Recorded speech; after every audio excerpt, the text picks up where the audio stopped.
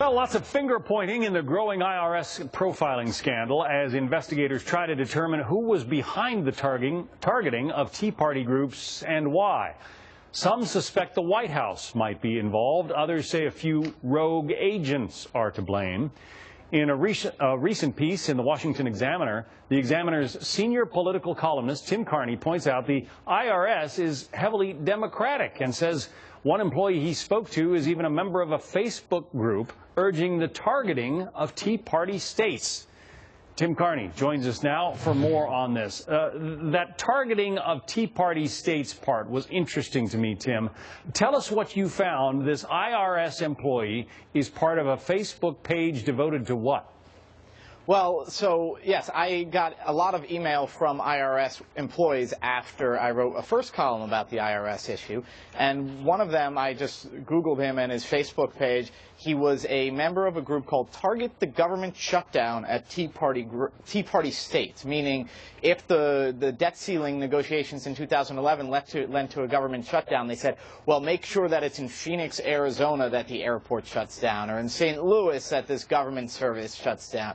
And so this wasn't something related to the IRS, but it was clearly showing an antipathy towards the Tea Party by this career bureaucrat in the IRS. And I think that is probably fairly typical in that agency and most government agencies. Well, and you have an explanation as to why you think that happens. Well, yes, and so some of the other IRS workers who emailed me said, of course we're going to support Democrats. Democrats support civil servants. Democrats support public employee unions. And another one said, why would I support the party of Grover Norquist, who wants to shrink the government down to the size where it could drown in a bathtub? And so these are government employees who belong to a government employee union. They are naturally going to be aligned with Democrats. And that's problematic.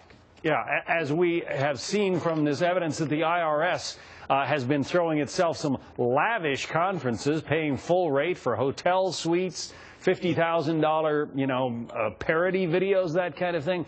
This is an agency that doesn't seem to necessarily know how to economize. Well, and for me, the problem is that our tax code, because to be a special tax-exempt group, there's certain guidelines. So the IRS is in the position of policing political speech, of deciding, are you overly political or do you really count as a social welfare organization? If you are a Democrat, surrounded by a bunch of Democrats, no matter how well-intentioned you are, you're going to be more skeptical of a Tea Party group.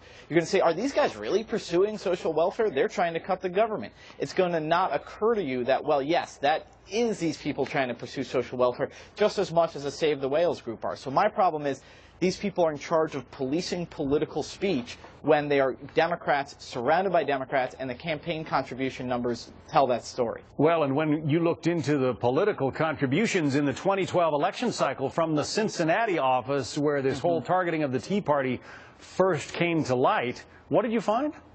Well, every donation I could trace to an IRS employee of the Cincinnati office, every single donation went to either liberal Democratic Senator Sherrod Brown of Ohio or to President Barack Obama. 100% of the donations that I could find from someone who listed themselves as an IRS employee and lived in the Cincinnati area. Eventually, there will be a Republican administration. Do you see this ever changing? Well, part of the problem, again, is the nature of the civil service, and that so many of them are unionized. And their union, the Treasury Employees Union, gives something like 95% of its donations to Democrats. So government employee unions are now and will always be predominantly Democratic.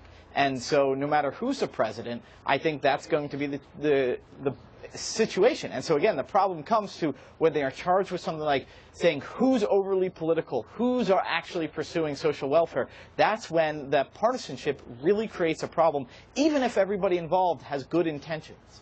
Tim Carney is the senior political columnist at the Washington Times. Tim, interesting reading. Washington Examiner. I'm sorry. Pardon me. My fault. Thank you. Thanks for Thank you.